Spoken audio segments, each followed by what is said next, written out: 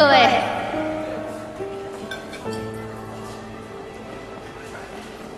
谢谢大家的光临啊！这杯酒我先干了，你们随意啊。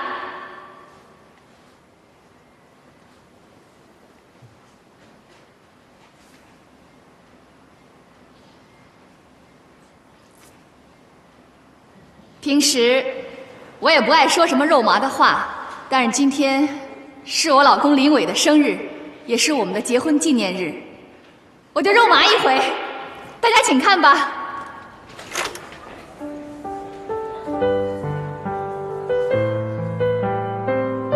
19岁，我第一次遇到林伟，跟联谊寝室的男生一起唱歌。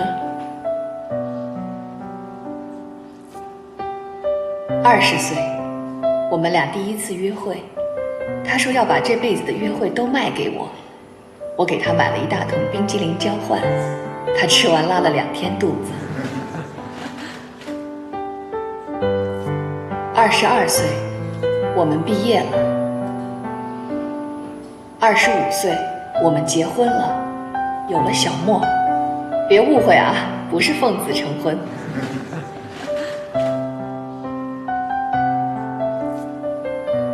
小莫满月，我们住50平米的小房子，林伟感动得不得了，说累到吐血都要给我们娘俩更好的生活，换大房子。27岁，小莫2岁了，大房子还没有着落，我在会计师事务所也升职了，一起跟林伟为房子奋斗。为了把日子过得更好，我们2个人一门心思拧着一块儿往前走。现在想起来，那段日子是苦点儿，但心里很踏实。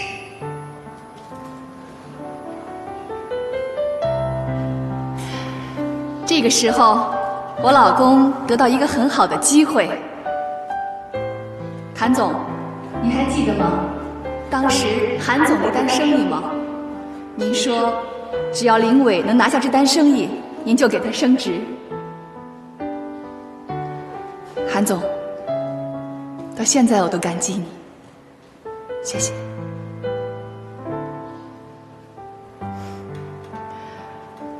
为了能让我老公拿下这单生意，我辞去了工作，去照顾韩总的妈妈。是韩妈妈自己福气好，很快就康复了。但是韩总硬是把功劳归在我头上，把这单生意给了我老公。我老公升职以后很忙，根本顾不上家，我也就没再回去工作。其实我还是挺喜欢当会计师的，这点秦山知道，是吧，老同学？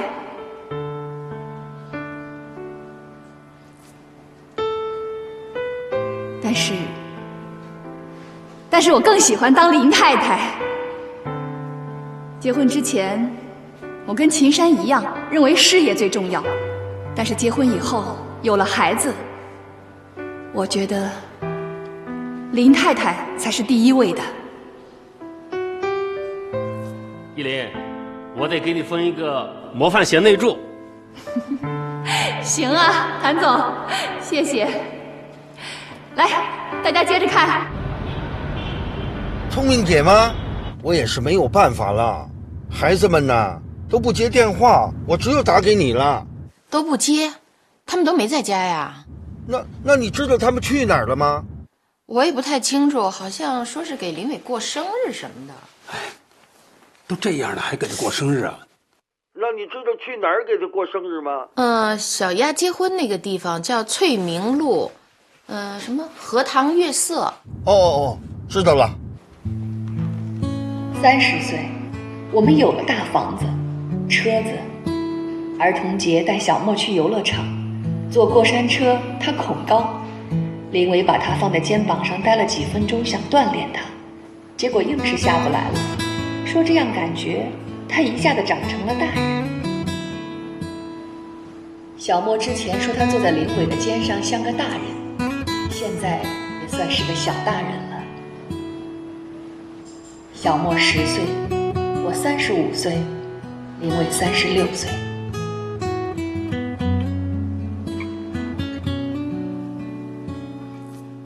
19岁到35岁，16年，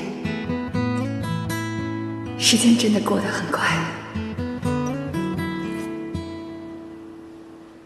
好吧，下面就请我们的男主角上台吧。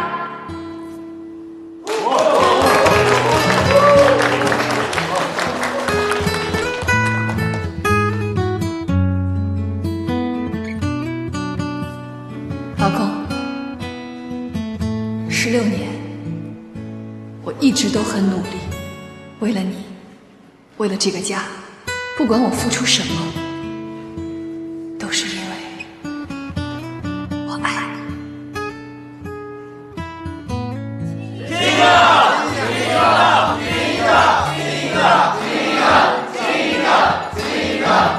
不老夫老妻，这别行。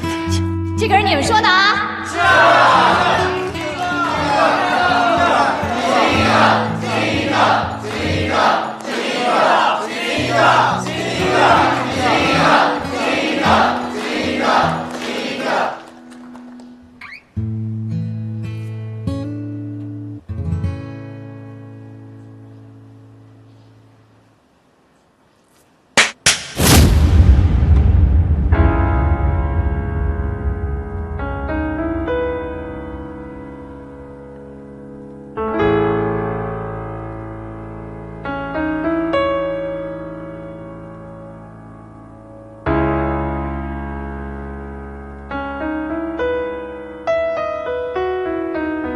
可是现在，我恨你。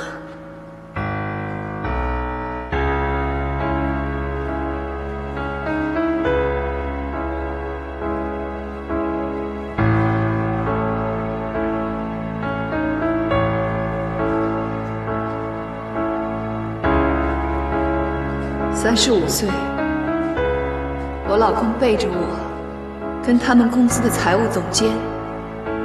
我的老同学秦山走到了一起。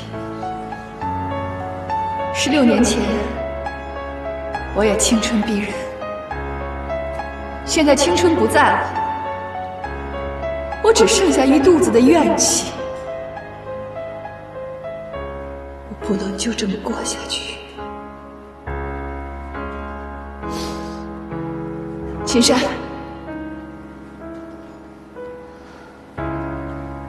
可以把我的老公让给你了。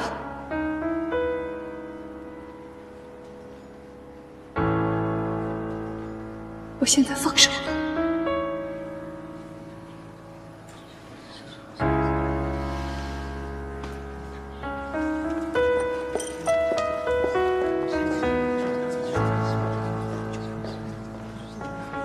林伟，你等一下，我有话还没说完。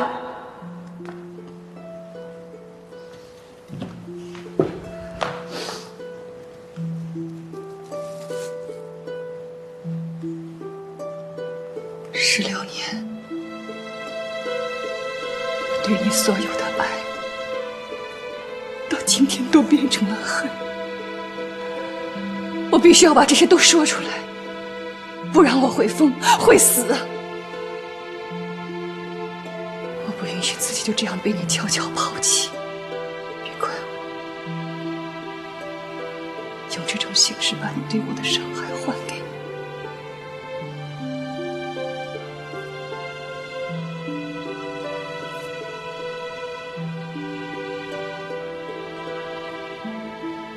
生日快乐！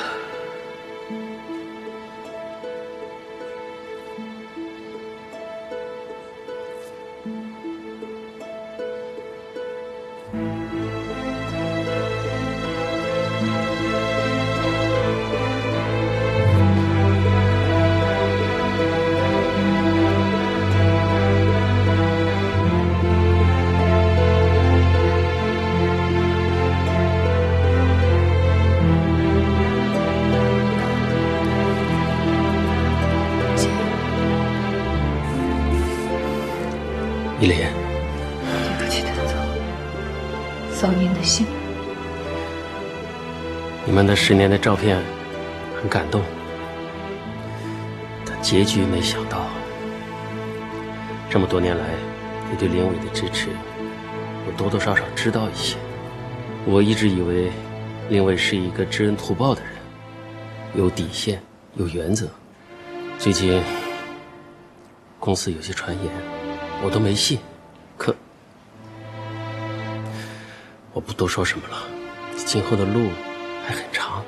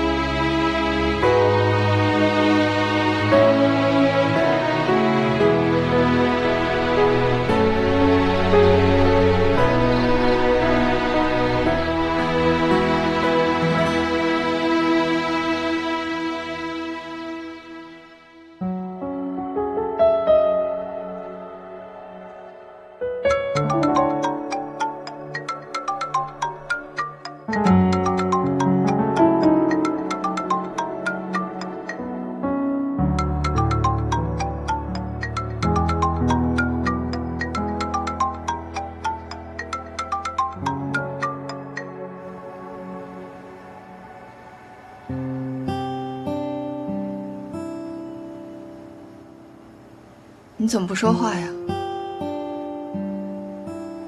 你不是电话里跟我说要跟我谈小莫的事儿吗？那就谈吧。既然都说到这一步了，那咱们也都别藏着掖着了。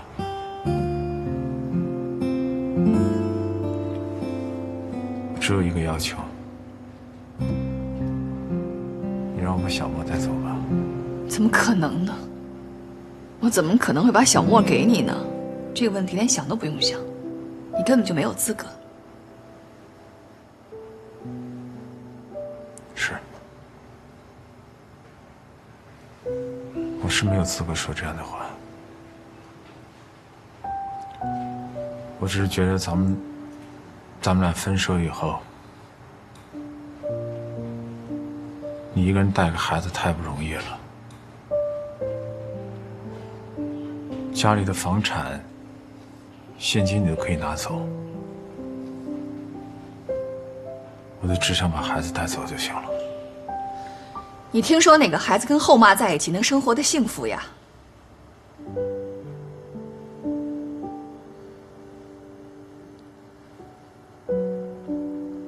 小莫是我一手带大的，他从小到大，所有的事情都是我在照顾。他已经习惯了跟我生活在一起，而且我们俩之间没有必要较劲，要想到孩子的感受。我不想让他因为这件事情改变他自己的生活环境。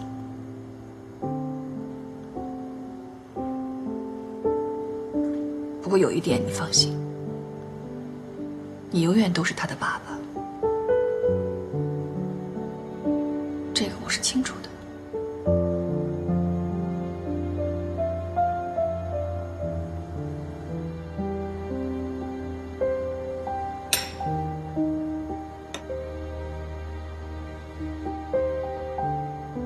16年的感情，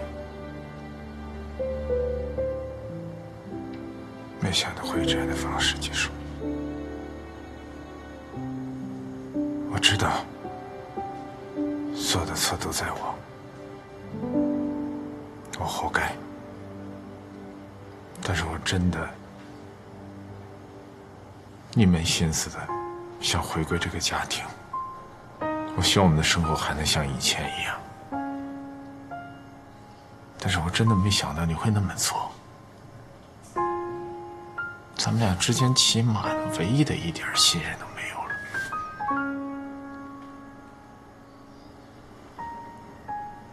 我承认，那件事情是我的错，但是也不足以是能让你跟秦山走到一起的理由。行了，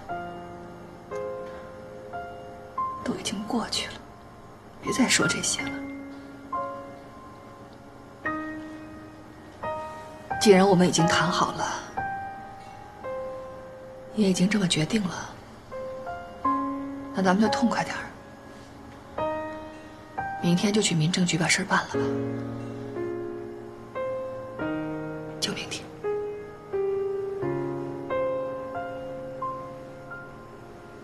我先走了。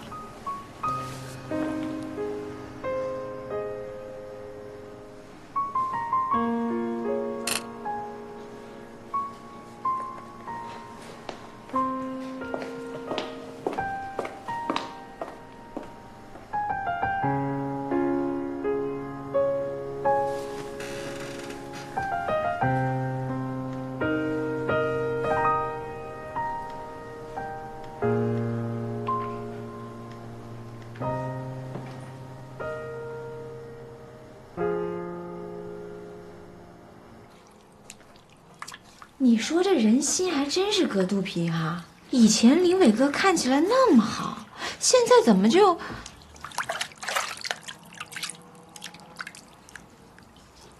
不过这么一想吧，我现在好像也没有这么讨厌这房子。家嘛，肯定越看越好。好像也没那么讨厌你了。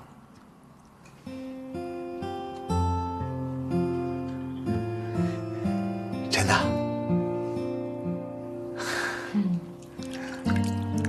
假的。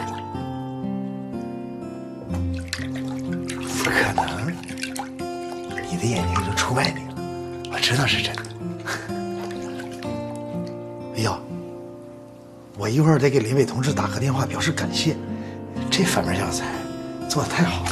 你神经病吧你！不瞒你说，就刚才你那么一说吧，我好像还真有点犯神经。你说不讨厌我，那是不是就是很爱我的意思？你要是很爱我，就……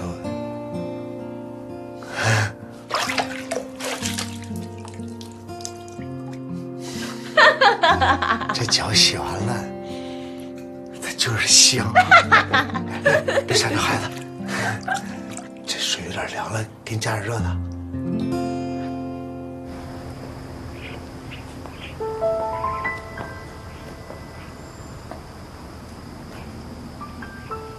你就没有什么话想对我说吗？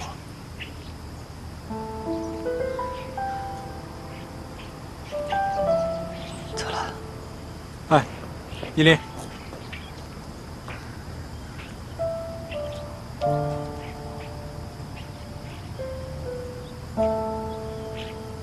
你什么都不用说，我不想听。那我送送你行吗？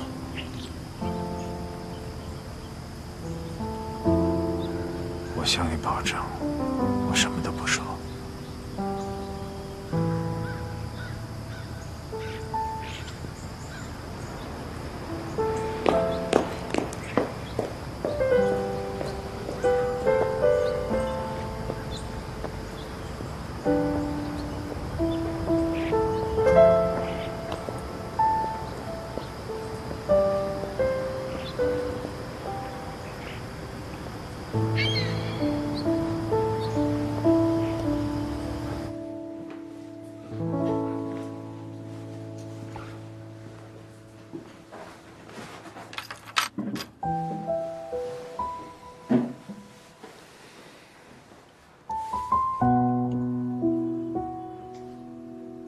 10多年了，咱们两个终于在一起了。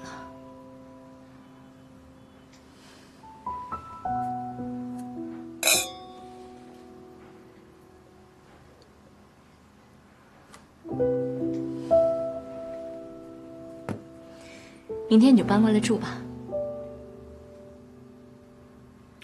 青山，不是都离了吗？怕什么呀？公司那边的同事，我想过几天也就忘了。咱买的事儿，公司上上下下几乎全知道。我们又在同一家公司，今后抬头不见低头见。你觉得这样合适吗？那你什么意思啊？我觉得挺别扭的。其实我是想，我不辞职。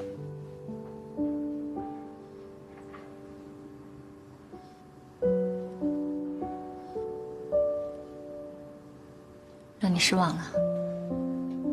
我从来没打算过让你辞职。我话都没说完呢，你想都不想，你居然让我辞职。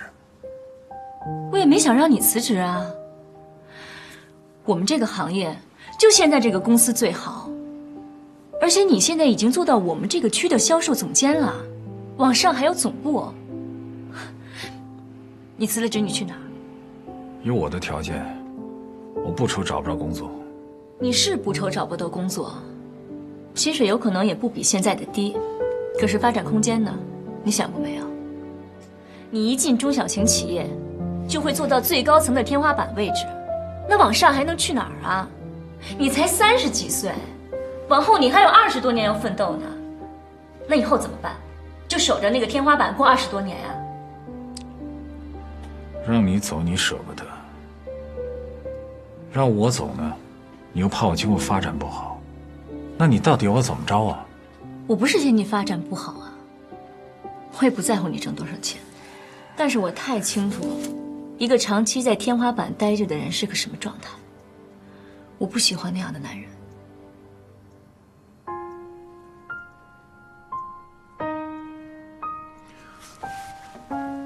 深深，我到底要怎么做，你才能够满意呢？我们都留在公司，一起做到总部。我这个人就这样，可能别人呢喜欢中高层的感觉，而我偏偏就喜欢后面还有一大段路要走。我想你也是这样的。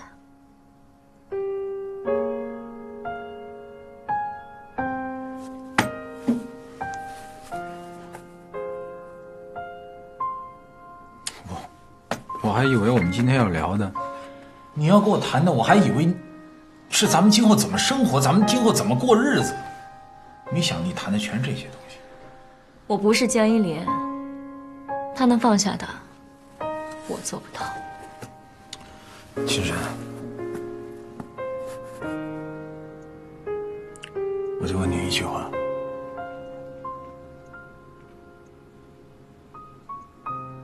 你是真的爱我吗？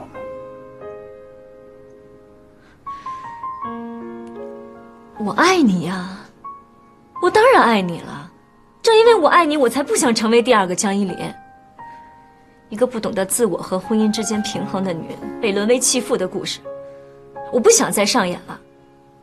林伟，你为了我放弃10几年的婚姻，那你应该清楚，什么样的女人才能够抓得住你。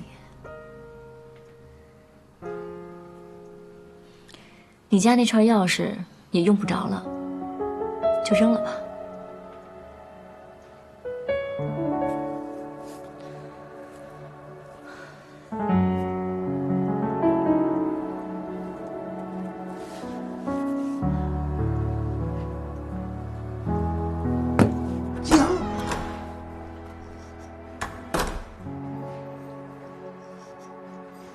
爸。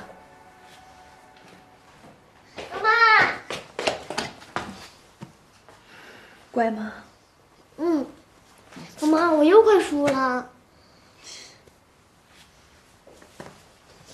小莫，题不下了，去做作业去。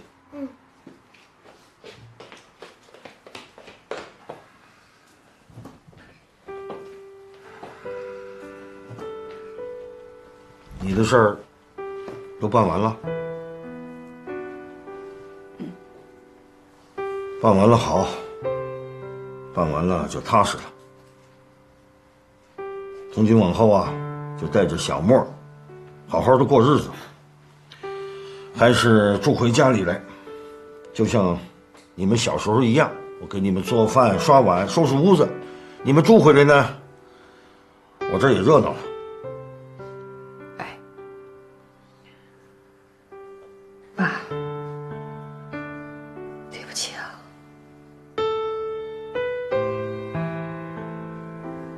我让您失望了。不过您不用担心，我没事儿。跟林伟的事儿也不是1天2天了，我有心理准备。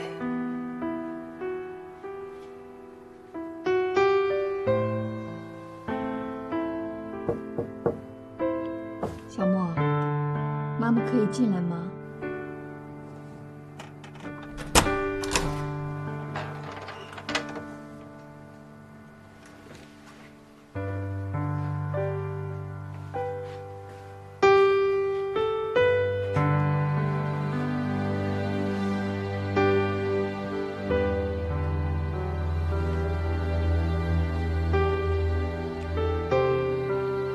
宝贝，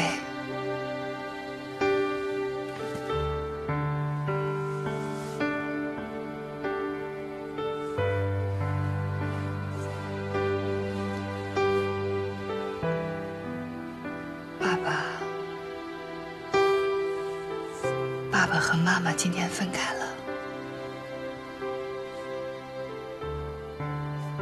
以后就是妈妈带着你了，行吗？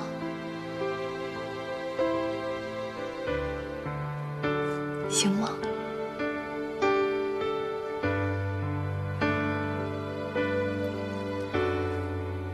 妈妈保证，以后能让你生活得更好。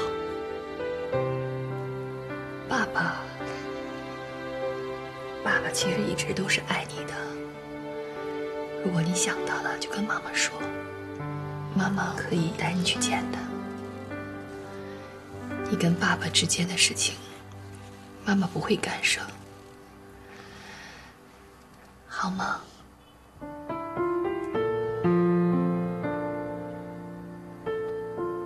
小莫，妈妈知道你很伤心，可你是个男子汉，妈妈不想让你哭。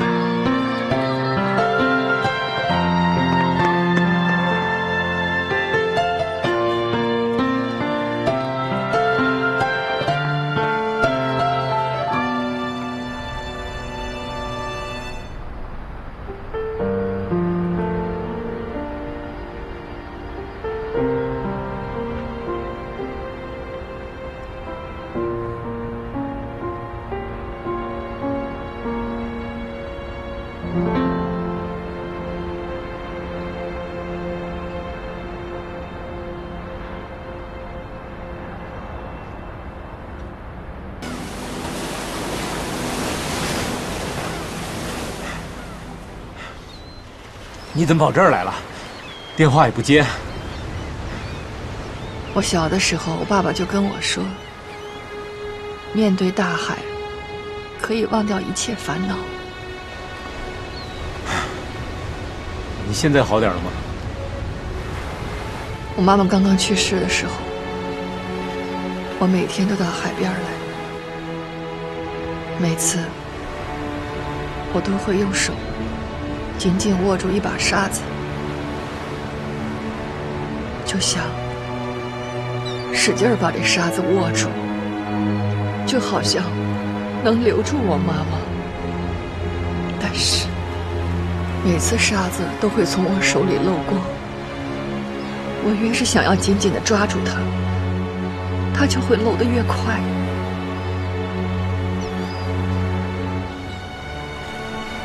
后来我才意识到，有一些不是属于我的东西，一定会走的。你这不想得挺明白的吗？走吧。但是等我渐渐长大了，也就把这事儿给忘了。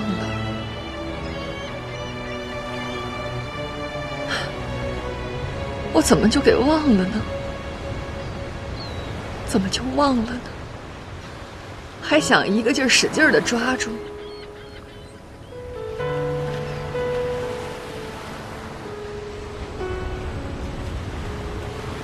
对着我这个失败的女人，你是不是觉得我特可怜呢？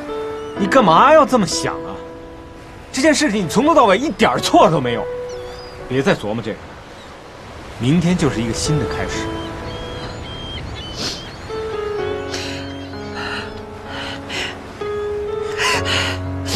放开我！男人怎么会都这样？这么好的家，为什么不要啊？日子为什么不过下去？现在想来同情我、可怜我是吧？我不需要。依琳，放开！我不要你安慰我。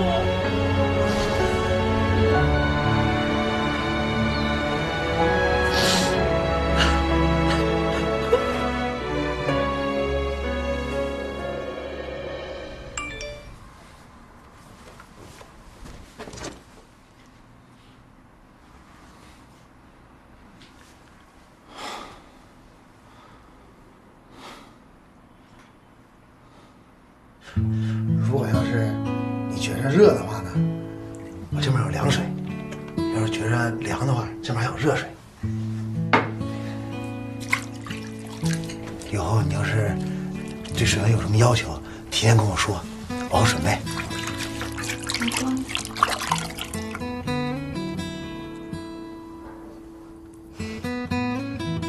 傻啦，不知道我叫谁呢？就是有点突然。要不你也一起泡？我给你洗就行了。没事儿，一起泡吧。快点啊！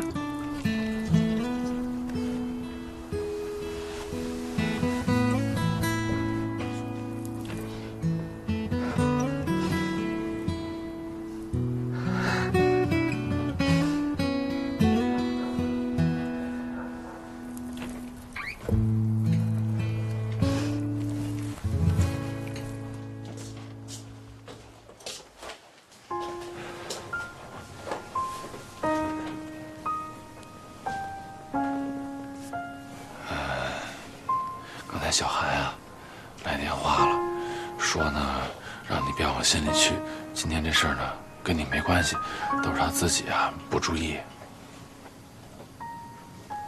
对不起。你还跟我说什么对不起啊？我还没来及跟你说对不起呢。不是，你今天说的话，我想了一下，说的挺对的。我现在啊是不够有信心。之前跟你赌气离婚，让我们这段感情陷到更大的困境当中。后来回来以后，我就想要换一种处理方式。一开始吧，我还挺有自信，我能处理好的，也自以为自己挺大气的。后来时间一长，我就越来越装不下去了，觉得挺害怕的，就怕我们的感情再受到伤害。笑什么呀？很好笑吗？你突然间这么坦诚地跟我说话，我倒有点不太自信了。我知道小韩的事儿啊，让你心里不舒服了，但是你刚才能这么坦诚认真的跟我说这番话，我突然间觉得咱俩呀，还是可以坦诚相待的。我是怕我们谁也不说，都不沟通，到最后会有更多的误会，等到想解决的时候，都来不及了。我觉得在感情这个问题上，你做的对，就应该这样，就应该呢，积极的去面对。因为我不想变成我姐那样。说着说着吧，就又来了。哎，别那么悲观，行吗？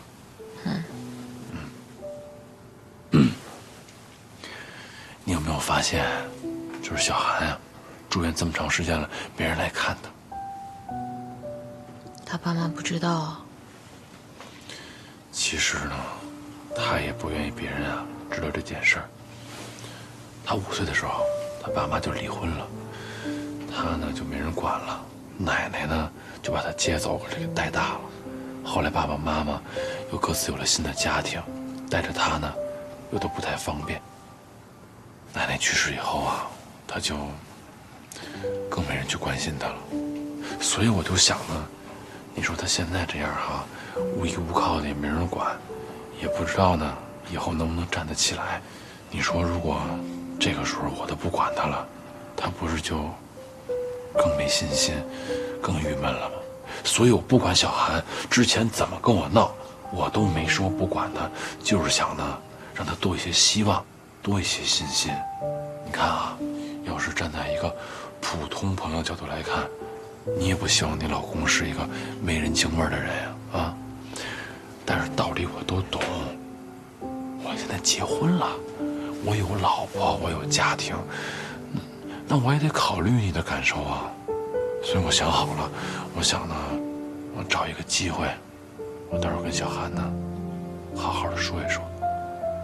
所以你相信我，我一定会处理好的，好吗？你今天头磕哪儿了？你给我看看呗。这儿。哎呦，疼，我起大包了都。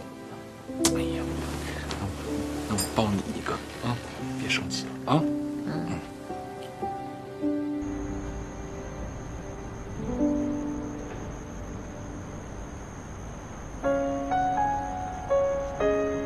哎呦，38度7，烧的可不低呀。妈妈，喝点水吧。哦。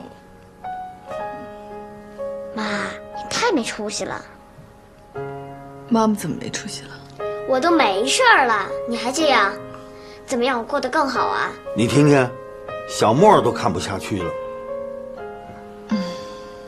我实在是太对不住你们这一老一小了啊！知道就好。功课做完了吗？还有一点。快去做完了。阿公，交给你了。哎，好。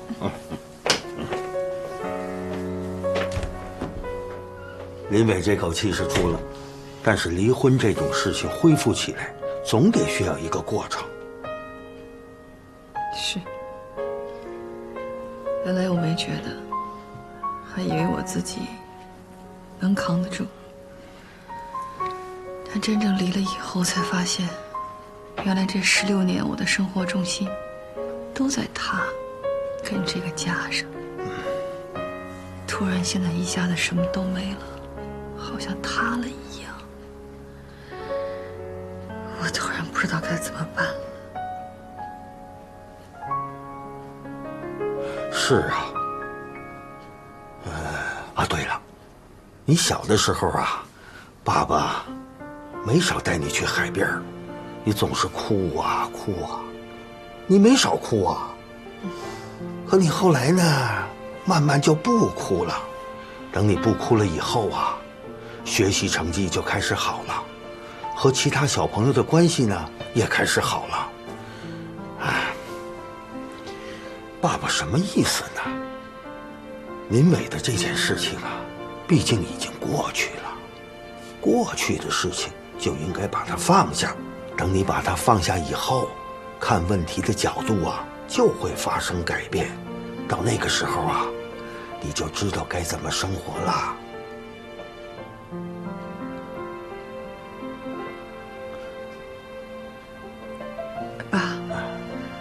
您说我那个时候从哭到不哭，用了多长时间？哎呦，这我可回忆不起来了，时间太长了。小莫说的对，我是有点太没出息了。俗话说得好，排毒养颜，只有先排了毒，然后才能够养颜，这是谁也跳不过去的一个过程。排毒养颜。原来听您说话，我觉得特啰嗦没重点，没想到今天江校长说的话还挺有趣。从今往后，想怎么生活就怎么生活，就是别像今天这样玩消失就行了。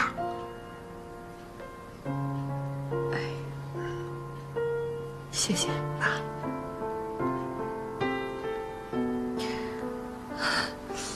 爸啊，我有点困了，还想睡觉。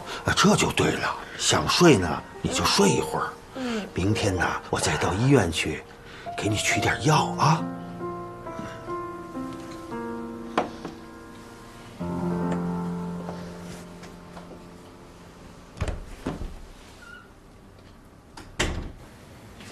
怎么样？还疼吗？有点儿，这护具啊，又重新戴上了。对不起啊。没事儿，一码归一码。再说昨天是我坚持要走的，你没事吧？我没事。大夫昨天怎么跟你们说的？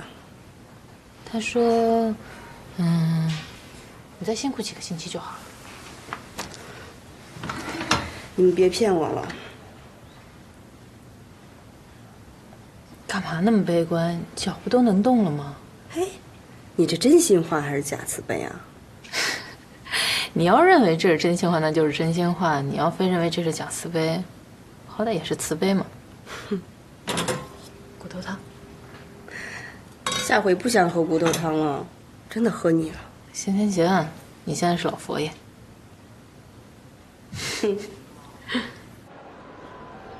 一凡，哎，爸，你怎么跑医院来了？我来帮你姐呀取点药。你先别管我，你怎么会在这儿啊？谁住院了？你看看你现在这个样子。雨明跟我说了，说你们已经和好了。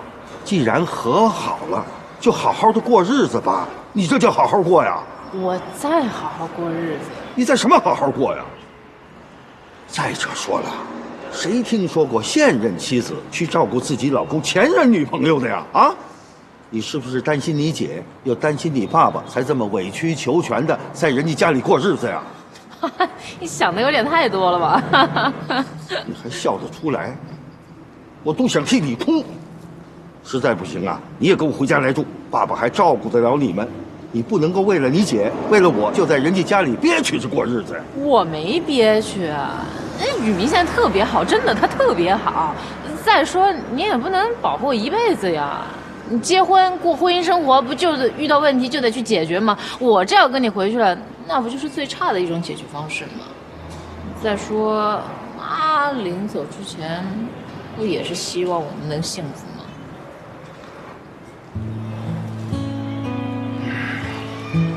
你都知道了？对啊。你什么时候知道的？哎，反正我就知道了。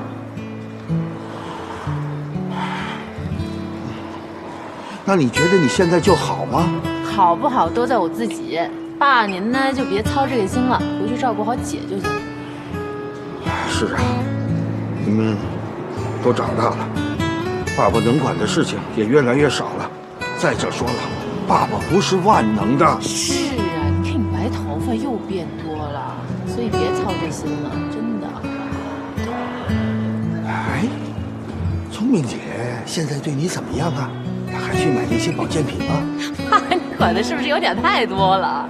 哈哈，你别问这，赶紧跟姐送药去吧，等会儿我送你回去。好吧，谢谢。哎呦，我说，你这肚子都这么壮观了，还到处瞎溜达呢？你说我挺着这么大肚子才操心你的事儿，我多仗义啊我！怎么办？依林那边又出状况了？感冒了，没什么大事。你们现在就让他多开心点儿。我说你现在多好一机会，你按兵不动，是不是要把我急死啊？你赶紧出手啊！这会儿出手，是不是有点乘人之危啊？错，这叫雪中送炭。依林姐现在是最需要关心的时候，也是最怕谈感情的时候。所以你要拿捏有度啊，这对你来说不难吧？搁以前嘛，当然也不难，而现在放在依林身上吧，好像还真是有点难度。果然是真爱呀！这不是要请你帮忙吗？行，给你支一招啊。你觉得依林姐现在最需要的是什么？休息、疗伤。没关系，我可以等我可以给她时间。你说的都对。但是呢，依林姐现在的状态，她很快会走出这一步。我觉得她现在最需要的是工作。这个我已经帮她问好了，会计师事务所。她原来不就是从事务所出来的吗？我想她肯定愿意从那儿再重新开始。哎呦喂，果然是情场高手嘛！啊，这话怎么听得这么别扭？我看你这婚后生活是一天比一天滋润的啊！那是必须的，全是感动，全是惊喜，你就羡慕吧你。对我们单身汉，你能不能别那么嘚瑟呀？咱点人品。苦啊，像生活一样。哎，你感冒要是好了呀，就出来坐坐，透透气儿。妈妈，你坐一下，给你表演魔术。哟，你什么时候学会变魔术了？老公。哎，来了。1、2、3，走你！当当当，变出钱来了，多俗，妈妈不喜欢。我的魔术怎么可能会俗呢？老公。来了。看好，这是钱。走你！当当当，这还行。还会别的吗？当然啦，老公。来了。1、2、3，走你！当当当，小船。妈妈送给你。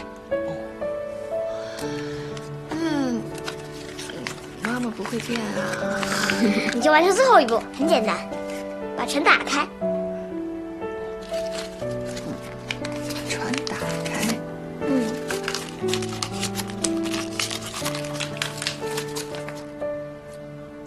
哇，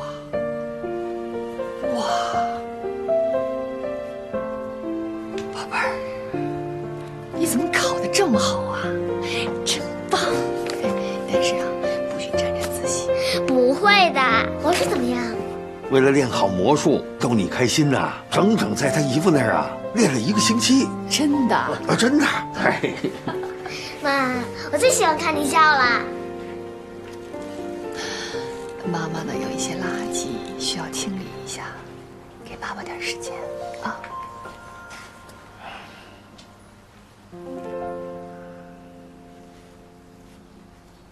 就咱俩人还整杯酒干嘛呀？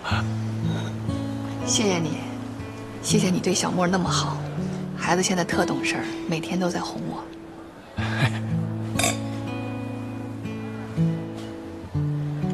以前呢，总把他们当孩子看，老觉得是我们大人在照顾他们。但是现在才意识到，别看那么小个人，能量还挺大。是他现在啊，可懂事了，我特喜欢他。刚刚跟那位办完离婚，我的确有点找不着北。可是现在每天看着我儿子，觉得心里特踏实。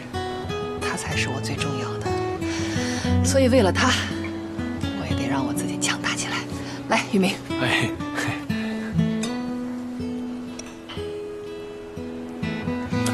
你教小莫变魔术，你自己也费了半天劲吧？没有，我多聪明一人啊！谢谢。哎，举手之劳，真的。我觉得你变了，好像比原来担当了。我妹妹没白回头。妈妈妈，对不起，我让您失望了。之前常陪我来看您的那个人，以后不会再来了。爸爸为了我的事儿，最近都瘦了。平时那么爱说话的一个老头儿，现在话特别少，只见着他对着您的照片一个人叨叨。回头您就劝劝他，让他想开点儿，保佑爸爸平安吧。我挺好的，妈妈，不用担心我。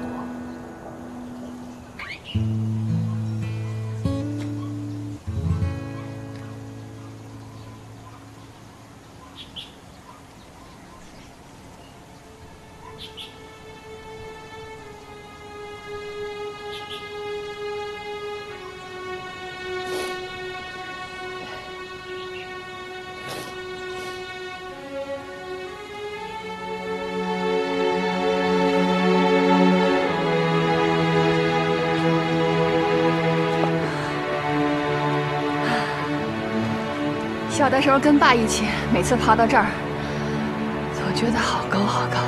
小时候多少好玩的事儿啊！嗨，让你吓我一跳。哎，以后得把日子过得漂漂亮亮的。我要把原来的江一林重新找回来。江一林，江一凡，你在哪儿呢？哈哈哈哈哈！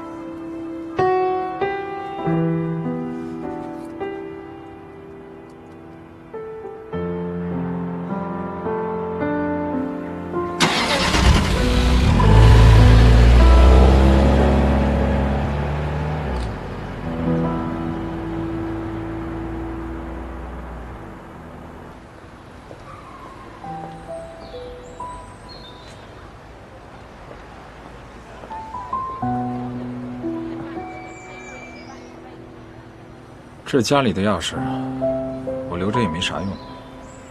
你扔了吧，反正门锁我迟早要换的。找我就这事儿啊？还有别的吗？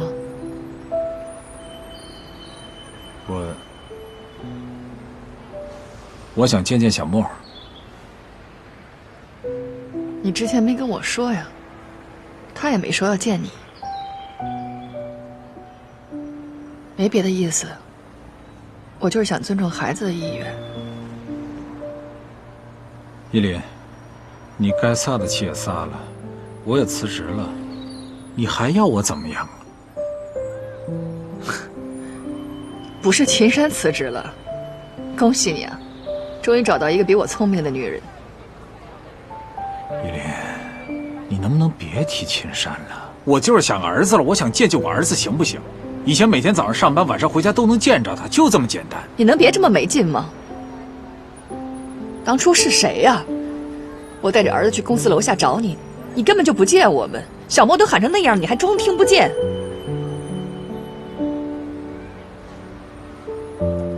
怎么了？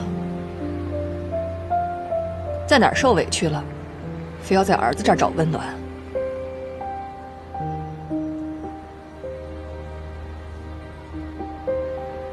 对了，正好告诉你一声，你的微信我已经删掉了，以后别有事没事给我打电话，跟孩子有关的事情可以直接跟我发信息。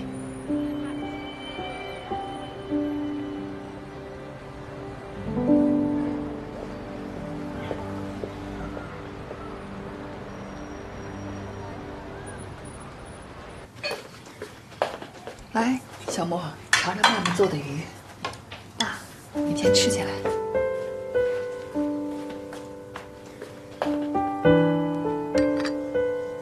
哎呀，没外公做的好吃呀！不会吧？真的假的呀？那你们俩就贿赂我，谁贿赂的多，我就把最佳厨师颁给谁。还要评奖啊？那你说吧，怎么贿赂你？我要一个像以前一样动感、高兴的妈妈，还要一个像以前一样特别话痨的外公。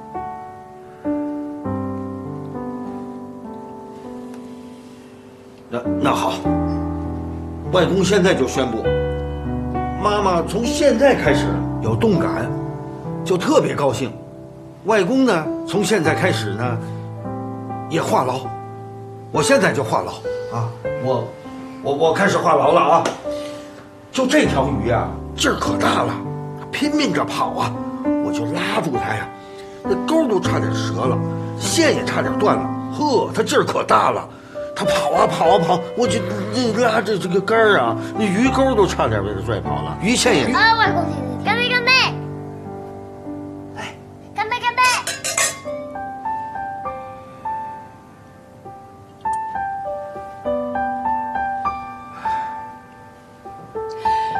宝贝，妈妈答应你，从明天开始就动感，就高兴，好吗？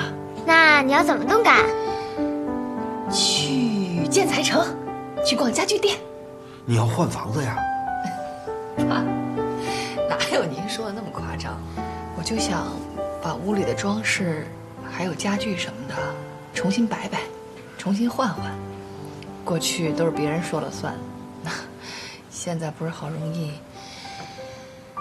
我自己能做自己的主了吗？那就捯饬捯饬呗。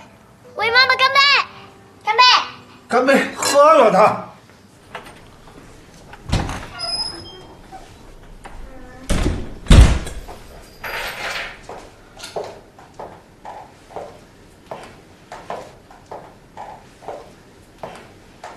这是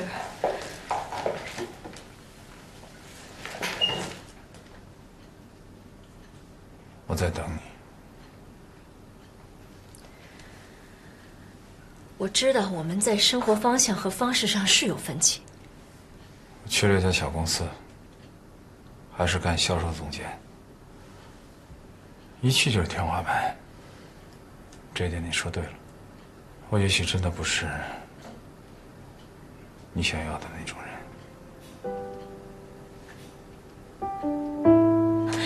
你是，我也未必不是你想要的那种人啊。只是我们现在这样的生活，你可能还不适应，因为跟你以前的生活可能差得太多了。就算我适应了你的生活以后，咱们俩之间的距离会越来越大。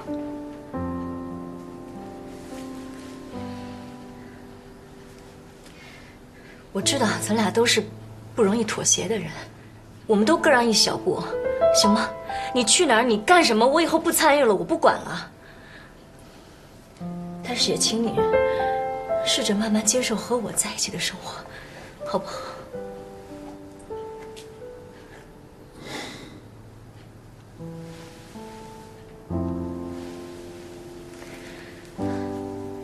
别放手，我们好不容易在一起的，别走，行吗？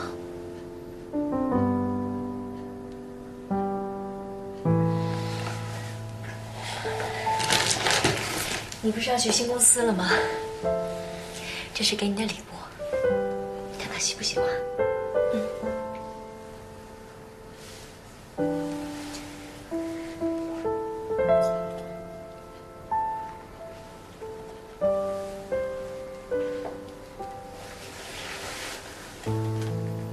别走，好吗？他不他喝腻了吗？还要给他倒溜鸡汤。对啊，今天外面风是挺大的。放心吧，没淋湿。老公，那我到了，我先进去，我不跟你说了。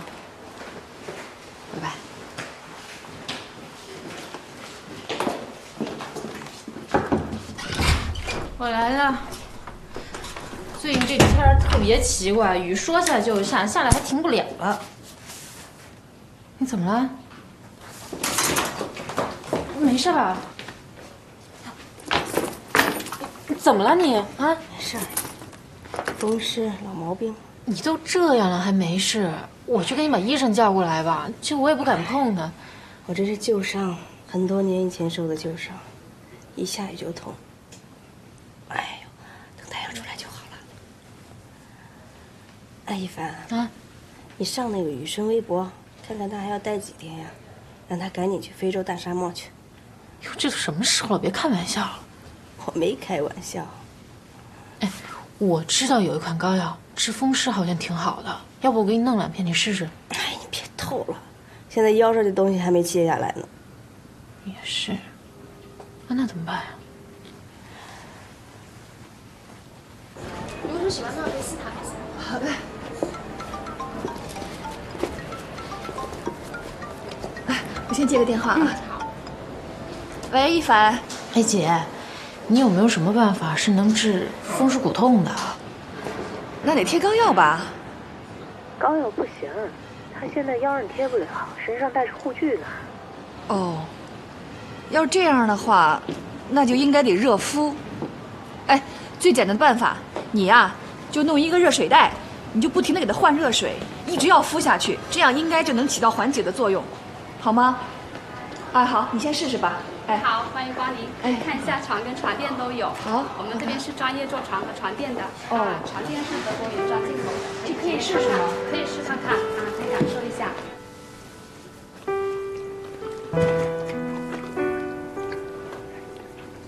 这还行吧，烫就说啊。一夜不归宿，王玉明同意吗？不同意也得同意啊。我姐都说了，你这种情况到晚上会更疼。他不来了？他忙着呢。你回去吧。回去，你腿就不疼了。哎呀，真不知道你是怎么想的。就想让你快点好起来呗。没见过对情敌这么好的。你是假装的呢，还是真不讨厌我？说实话，之前跟你斗就没想过要讨厌你，我其实还挺欣赏你的。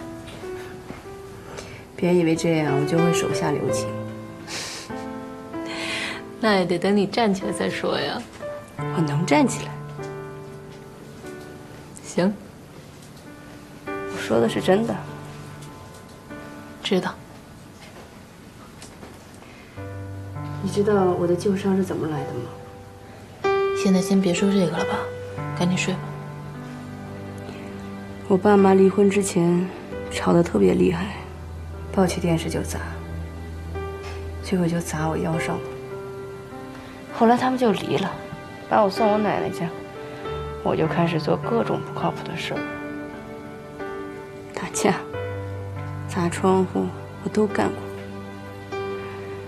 就是想让他们注意到我，他们只顾着自己的新家，只知道骂，后来骂都懒得骂了，见都不见我，那我就更疯了。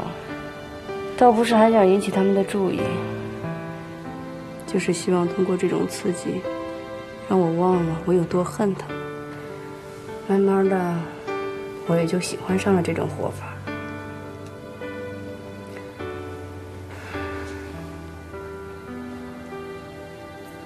接着说啊，怎么不说了？还以为你不想听，走了呢。听着呢，说吧。我没什么朋友，他们都怕我，就王玉明不怕。我奶奶去世以后，我就只有他了。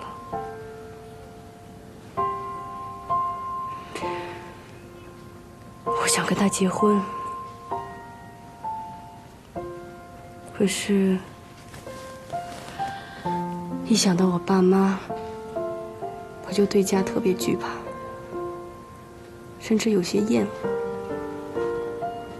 我想，那我们就跑吧，去过另外一种跟家没有关系的生活。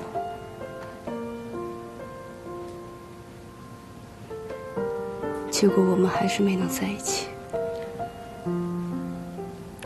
直到这次受伤，被救出来之前，昏迷了半天，我以为我死了。我看见了我奶奶，我奶奶跟我说：“看，活着多幸运呀！如果这次你能活下来，你就别再怕，也别再恨，回去跟雨明好好过日子。如果再不好好过，怕是以后也没机会了。”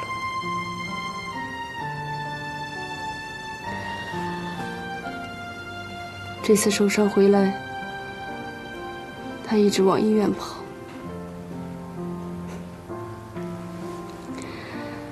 被人照顾久了，忽然觉得自己没有以前那么彪悍了。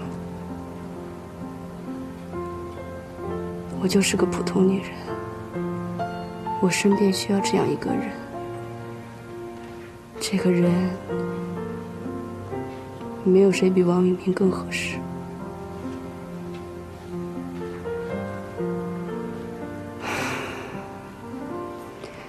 开始讨厌我了吧？太不知恩图报了。不会，我很理解你啊。你别同情我了，没用。就算有用，我也不会同情你的。赶紧睡吧。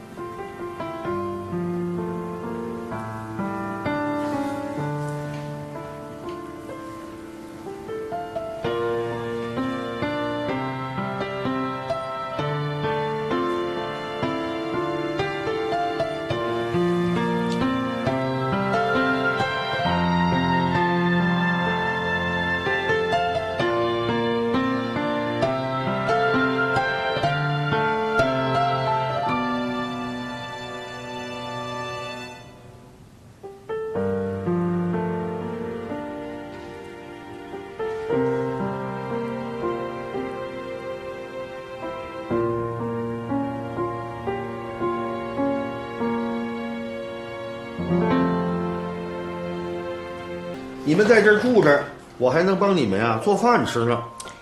您怎么又把我当小孩呢？饭我还不会做，放心吧。你自己的生活，回去要好好的设计设计。小莫呢，就先留给我。小莫愿意不愿意住在外公这儿啊？愿意，我要和外公下棋。哎，妈妈就不能陪你下棋了。妈，你就让我住在这边吧。你是不是已经跟外公偷偷摸摸都已经商量好了？嗯。嘿嘿。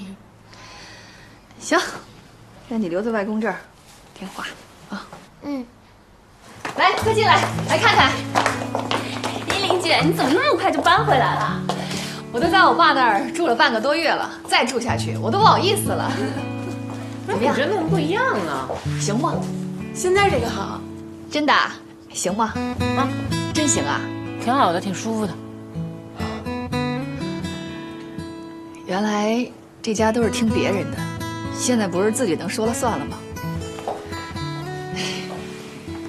我知道你们可能都挺担心我的，我挺好的，都已经想通了。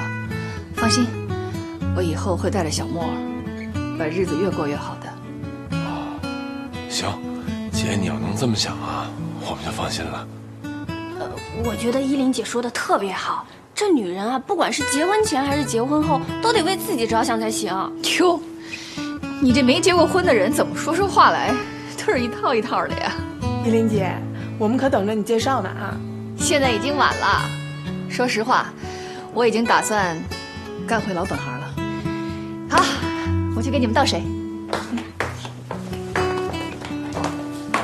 这好像是不一样了。哎，这以前是什么颜色的？浅色。浅到什么程度？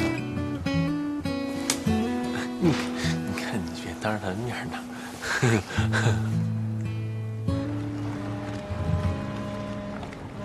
想什么呢？我又受刺激了吧？我在想，你小莫都已经这么大了，我姐还得操心那些乱七八糟的烦心事儿。这叫缘分没到啊！有更好的呢，等着你姐呢。你姐啊，就是太强势了，心大，气场太强。怎么了？你想啊，就那天，我们所有人都找不着她了吧？都以为她想不开了吧？结果人家嘿，比咱还欢实呢。你什么意思啊？别多想啊，没什么意思，没有那种说看热闹嫌这事儿不够大的意思。夸你姐呢，觉得你姐呀自信、坚强。那话怎么说来着？叫半老徐娘，风韵犹存。哎呦！哎，疼！你说？哎，不说了。那个，徐娘不老，哎，不行，哎呦，这怎么还真掐呀？啊！我告诉你，你这属于典型的闹着玩下死手，你知道吗？疼死我了！活该！我告诉你啊，我姐以前能量比这还大，现在才恢复一半呢。啊，这事儿我信。所以说，女人离婚也就这么回事儿。对吧？这就是女人离婚以后逆袭的典范。看着吧，我姐这才刚开始。我跟你说啊，这事儿我得提醒你一声，别谁出点什么事儿就往自己身上套，对号入座。姐妹也好，闺蜜也罢，你得正确引导啊，只能劝好，不能盲目崇拜，知道吗？王先生，反正以后呢，你要是敢对我不好，就想想我姐夫吧。盼点好，行不行？哼，不许斗啊！这事儿能随便斗吗？啊，什么叫离婚了就这样啊？啊，这话不能随便说，知不知道？哎，行了啊，打住啊！哼。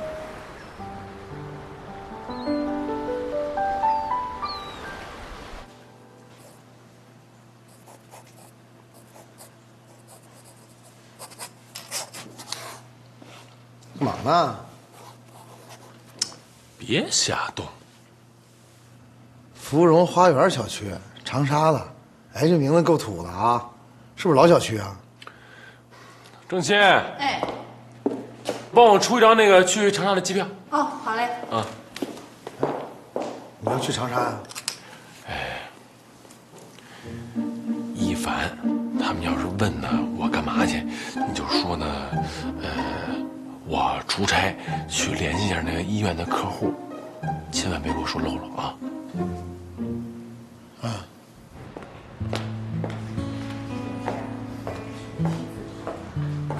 老板娘，哎，依琳姐来了，哎，跟你聊两句。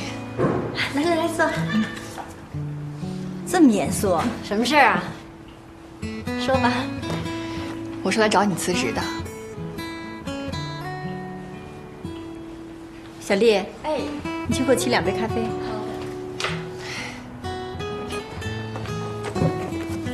为什么呀？我一直对你挺好的。时间你最自由，提成你最高。那你还这么不厚道？我的情况你又不是不知道，我现在想回会计师事务所重新去上班了。真的？哎呀，那要是这样的话，我还真拦不住你呀。在我们这上班确实有点浪费了。不过啊，你走之前，你得把你手头那资源给我交割了，尤其是大客户，特别是那个韩志杰。你瞧你，就惦记你那点资源。那当然，对你有好处。你的婚事啊，包我身上。哎呦，不用，我的事儿不用您操心，不用。那倒也是，冲你现在的条件呢，那不出2月排队的人。哎，我不是这个意思，我吧，我就是觉得我现在什么都不会想，就想带着我儿子好好把日子过好。行，以后有时间了你就常回来看看啊。嗯，放心，真有点舍不得你。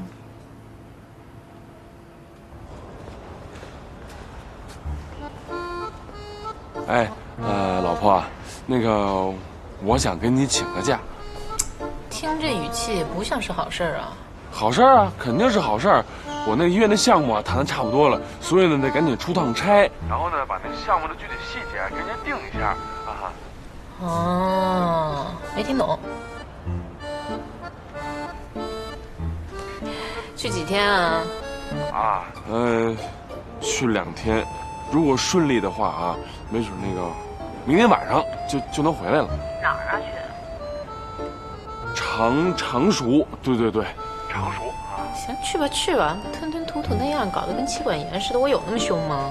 当然没有了，老婆，你啊，你最通情达理是吧？我都背下来了。去吧，注意安全。哎，好嘞，我回来的时候给你带大闸蟹啊。嗯。常熟。哎，这长沙有大闸蟹。带手，快！三连队再次把球转移到了左路，球又好。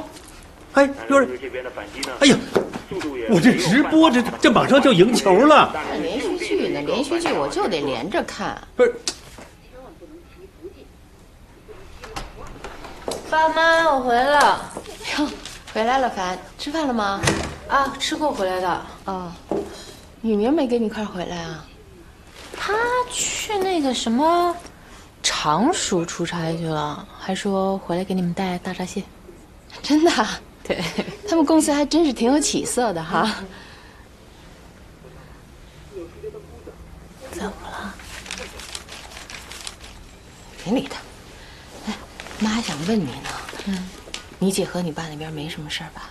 没什么事儿了，我姐已经回自己家住去了。对了，这就想开点就好。其实那天也怪我多说了几句，你爸没说什么吧？你别多心了啊。你看，人家度量哥就是度量哥，那您不也是聪明姐吗？我是觉得哈，通过这事儿也给你们俩敲响一警钟，2个人过日子啊，就应该踏踏实实的，不能吃着碗里还看着锅里头。你这样弄得妻离子散、家破人亡的，灰头土脸也不好收场啊。通过你姐和你姐夫这事儿，我觉得你们俩吧，应该把和小韩的这种事儿必须都得。我先去洗澡去了。这就不耐烦了。哎，看连续剧呢。你。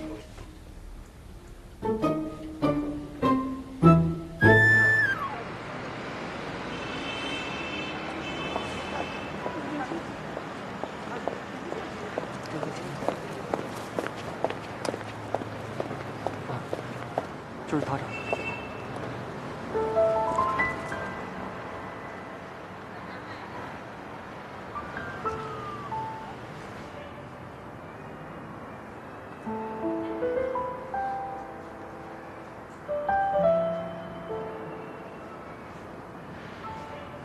你的意思我都明白了，我就是想问你一句，你来找我的事，小韩知道吗？那我不能跟你去。我们俩之前的那些事，小韩应该跟你说过吧？啊，这些我都知道。阿姨，我觉得那时候啊，他可能年纪小，看待问题呢是有偏差的，而且你们呢，也不是他说的那样啊。你错了，我们就是那样。再说我现在也没空，我有我自己的生活。另外，小韩呢，肯定已经早对我们死心了。不是阿姨，他再死心了，他也是您的孩子，是不是？您也是他妈，对不对？那只是一个概念而已。你不要相信亲情的力量有多强大。在他很小的时候，我都能把他丢下。现在他都长这么大了，我还有什么丢不下的？更何况我又不是医生，我也帮不上他什么忙。阿姨，这是您的真实想法吗？你这么大老远来找我，我跟你说什么废话？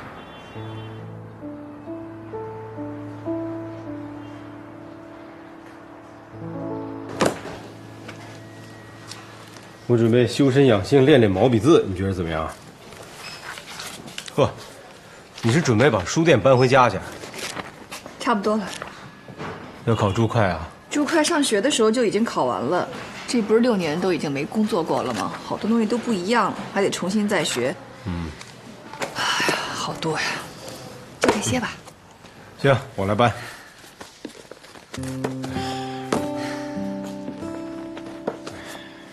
跟你商量件事儿啊。你说。你在我们婚介所的单子，就转给我们同事了，行吗？不用，本来我对相亲这事儿就没兴趣，你不做了，正好我解脱了。别为了不可能的人耽误时间啊。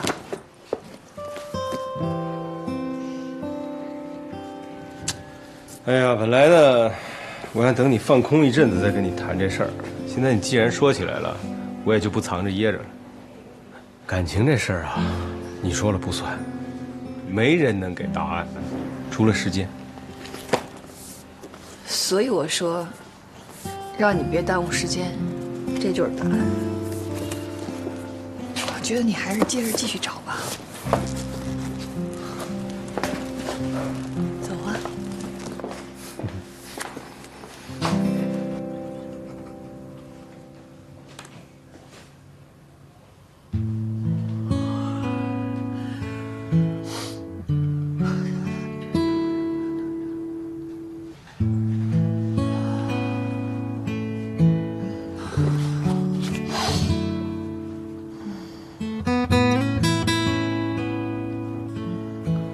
还没睡吧？找我干嘛呀？我正准备给我儿子打个电话呢。我就想提醒你一下，早点休息。那么多书一下也看不完，别着急。哎呀，6年的差距，再赶不上我就40了。你没问题，我相信你。谢谢韩总的盲目信任啊。你想去四大吗？四大我以前待过，再重复过去的路没什么意思。而且现在国家有意扶持国内的所，我想还是找一家国内的所吧。长科你愿意去吗？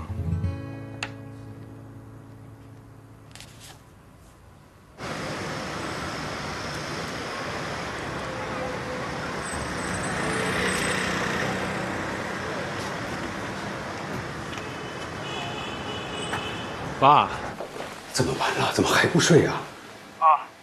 我从前想起个事儿来，想问问你。我记得我小时候啊，有一次呢，您跟我妈呢吵架，好像还是要闹着离婚似的。好长时间离家出走了，然后呢也没信儿了，也不说给家里来个电话。哎，我想问问你，你当时不想我们吗？你怎么突然问起这种事儿来了？哎，你不是去谈项目了吗？不是我喝多了，就突然间就想起这事儿来了。别提那半年了，简直是人间地狱啊！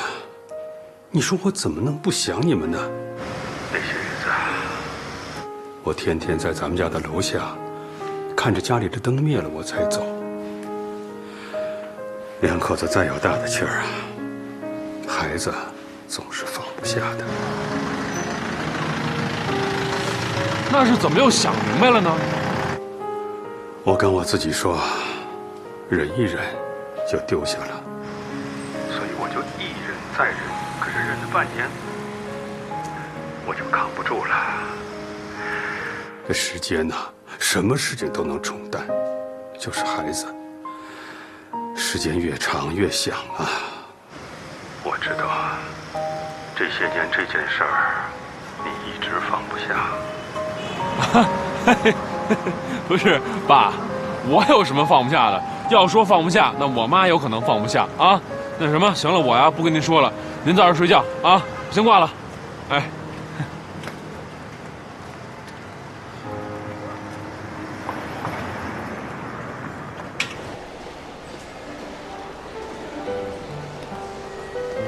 你这大着肚子出来，不怕你们家杨小宝发飙啊？那他这小心脏也太脆弱了吧！哼，咱们今天能不能不说他呀？今天最重要的任务就是帮依琳姐从头到脚的打造一遍，让她在新公司啊可以迷倒一片。哟，这太绿了吧？这不行。你的公司好吗？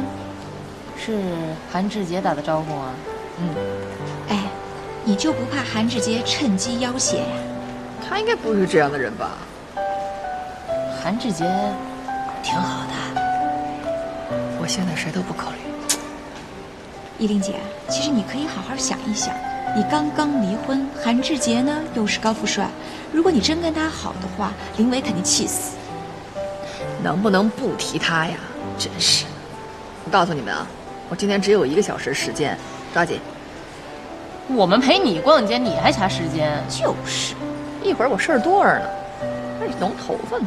嘿呦喂，你现在对自己也忒好了吧？不是你说的吗？要从头到脚打造我。再说了，花自己钱，感觉不错，给我放回去。哼，哎，我怎么觉得应该是花别人的钱，感觉特好呢？要是你的话，是喜欢花别人的钱。那是谁呀？在哪儿呢？马阔，保时捷。哎呦，肚子。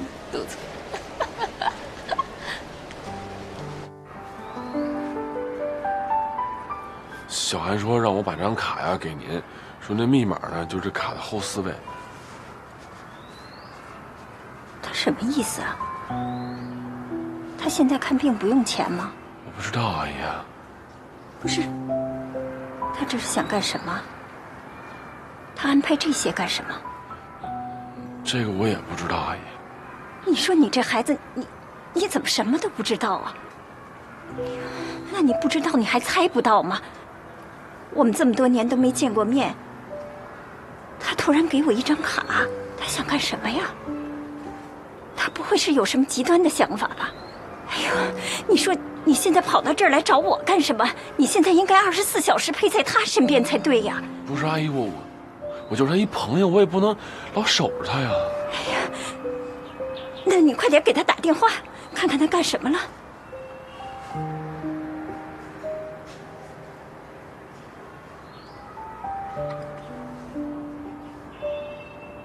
没接。哎呀，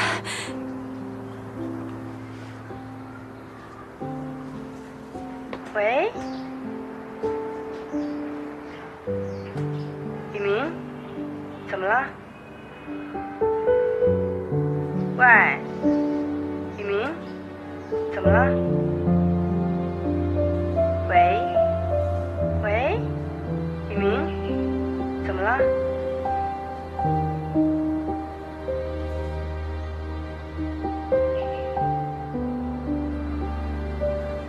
对不起他，我没脸见他。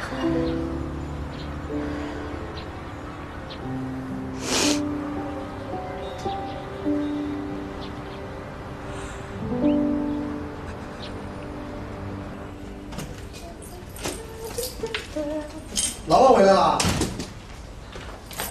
啊，你这么早就回来啦？有惊喜啊！来，来喽！天哪，这个婴儿床我喜欢，好可爱啊！这婴儿床我是打7折的时候买的，是样品，在这摆了3个月，跟新的一样，而且甲醛特别少。老公，这些你都什么时候挑的？早就开始挑了。我告诉你啊，我注册了一个母婴网，还注册了一个妈妈网，我跟他们取经验。哎，你看啊，这些衣服全是他们推荐的，你看，小老虎，质量特别好，怎么样？老公，你太棒了！你这样的话，我以后什么都不用操心了。我不说过了吗？你只负责生孩子，剩下所有的事儿都交给我。只要你想干什么，一声令下，我马上行动。好，那我现在命令你，立刻马上去做饭。宝宝饿了，遵命。那个，少一个。什么味儿？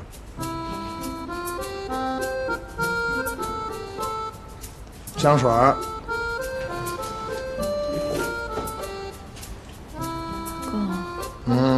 坦白从宽。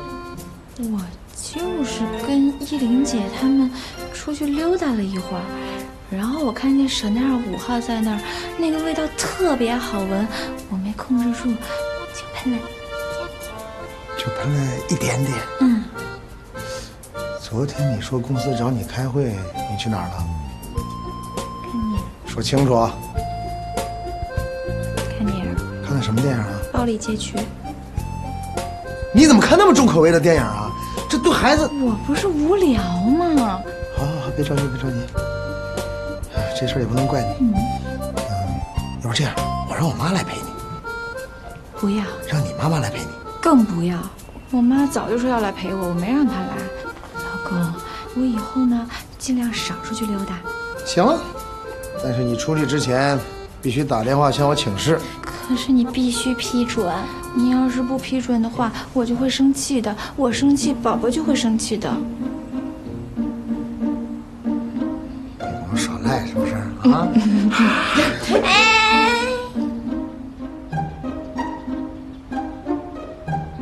要做饭去。马上做饭。哎呦，儿子回来了。哎妈。哎呦，累吧？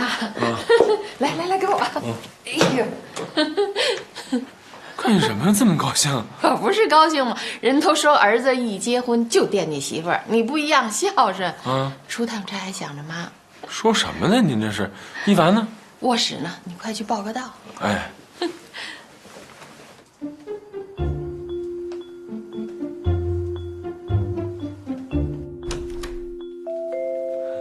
嘿，老婆，我回来了。销假来了。啊？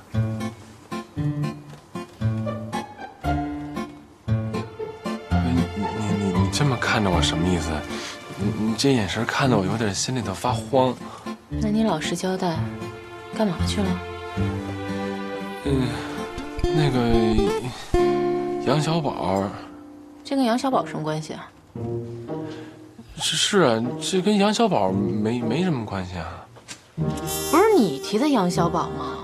是不是你俩串了口供，骗着我，瞒着我，让你去找你小蜜去了？嘿，这话不能瞎说啊！你不是你什么意思？你真不知道还是装不知道呢？啊！我没跟你开玩笑，别跟这炸我啊！一脸的心虚，还撒谎。这我撒什么谎？我撒谎你？谁撒谎了？你爱信不信？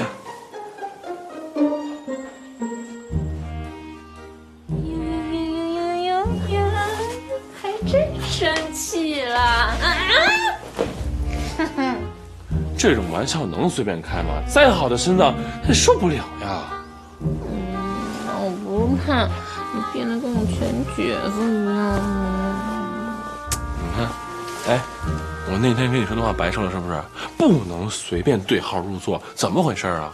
忘记了是不是？是不是啊？错了，老公。错了就完了啊？那我以身相许行吗？以身相许有什么用啊？哎，我回来，你也不说啊，给我宽个衣啊，还坐那儿哎盯着我看，哎撒谎，有意思吗？戳什么戳？你不说好好的安慰我一下。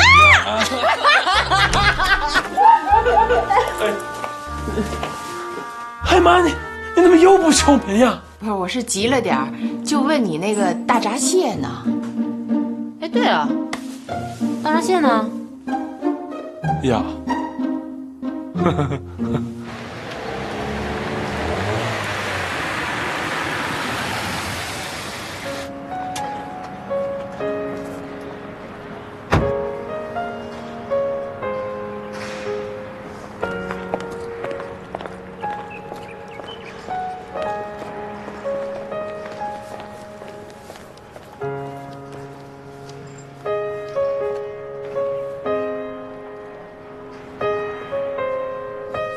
的情况呢，韩总都跟我说过了，他们公司的审计呢都是由我们负责的。那么咱们也就开门见山的说吧。在之前呢，你确实很优秀，但你毕竟6年没从事审计工作，那现在有很多新的东西都得重新来。你看从初级开始，你能接受吗？没有问题。叫审计组的冯娟来一下。经理。哦，这位是冯娟，这位是江依林，以后你就在她这一组了。你好。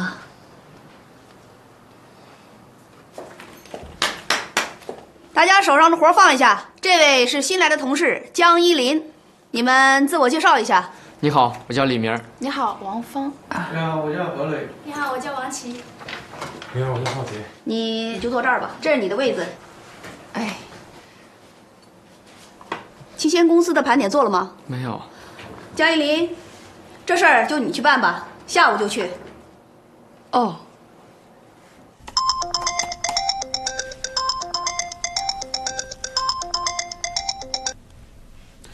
喂，您好。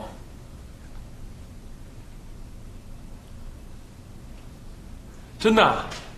哎呦，太好了！这样，我马上到。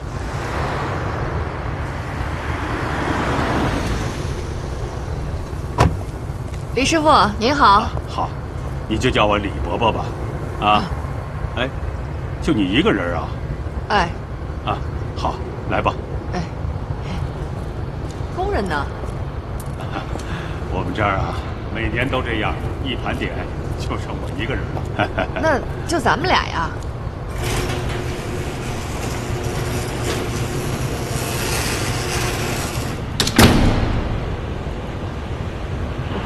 没准备吧？我都给你备好了，穿上吧。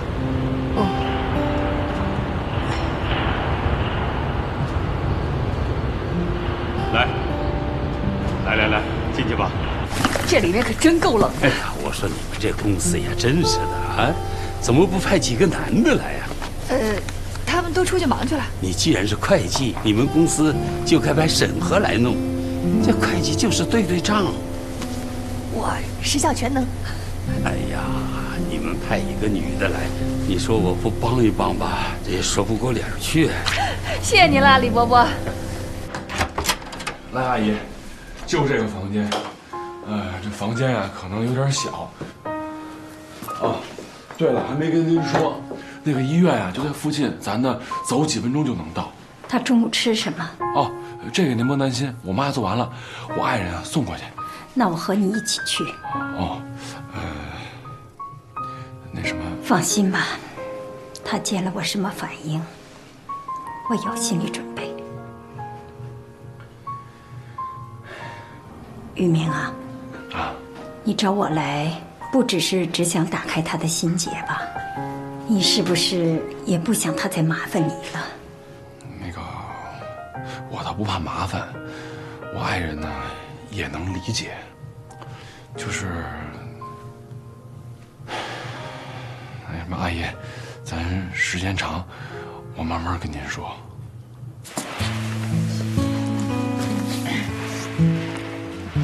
哎，姑娘，来看看。哎，没错，我就搬走了啊！啊，您先等会儿。啊。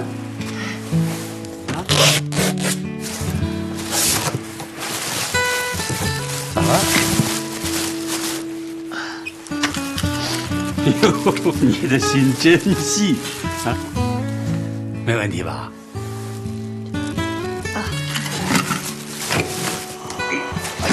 哟，李伯伯，你这是怎么了？哎呀，他毛病了，腰间盘突出，不知道哪一个寸件就给我杠上了。哟，那你得多注意休息啊！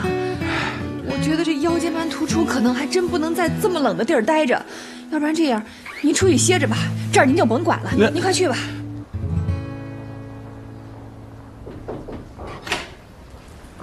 哟，大忙人来了。你怎么来了？有我不就行了吗？你忙你的事儿去呗。哎，阿姨，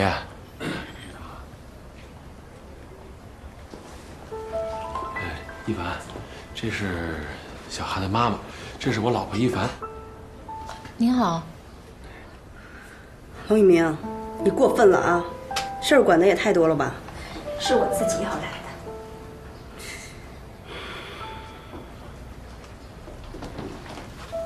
我来吧。那个小韩，有话呢，你跟妈妈俩人好好说，我们先走了。站住！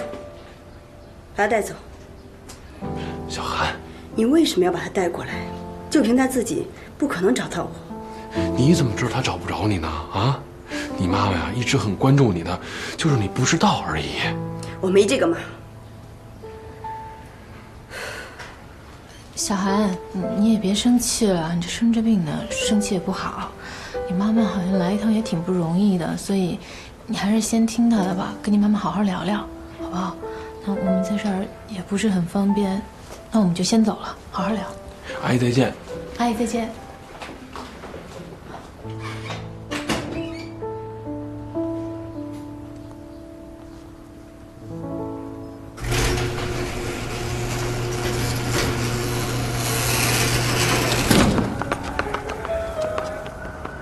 来，快点热水！这又冷又累的，这别把身体折腾坏了。哎，你看这时间不早了，咱们今儿个就到这儿吧。啊，不行，我里边还没盘多少呢。没事儿，您甭管我，您先去吃饭吧。这一冷一热的，时间长了你受不了。没事儿，我能行，您不用担心我，您先去吃饭吧。吃点东西吧，啊。我不想说什么难听的，你赶紧回去吧。这次我要在这待一段时间。那你们家舞蹈老师同意啊？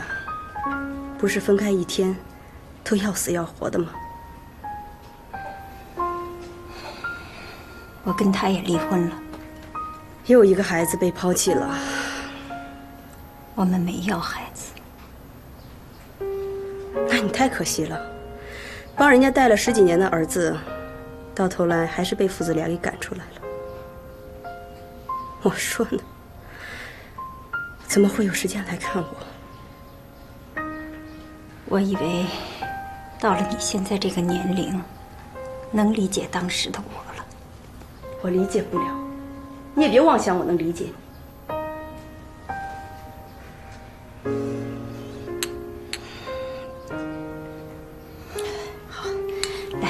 吃一点啊！你走吧，求你了。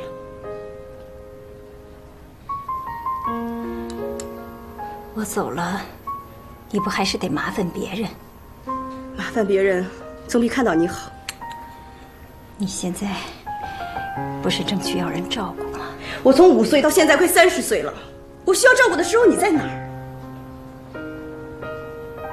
我现在用不起。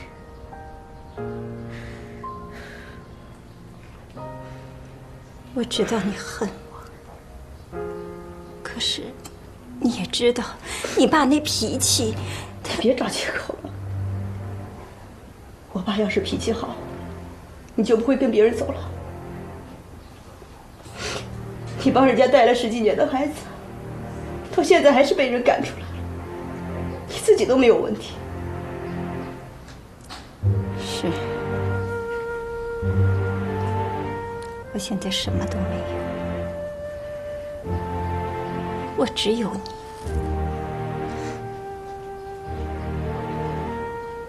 我知道，你还是这么恨我。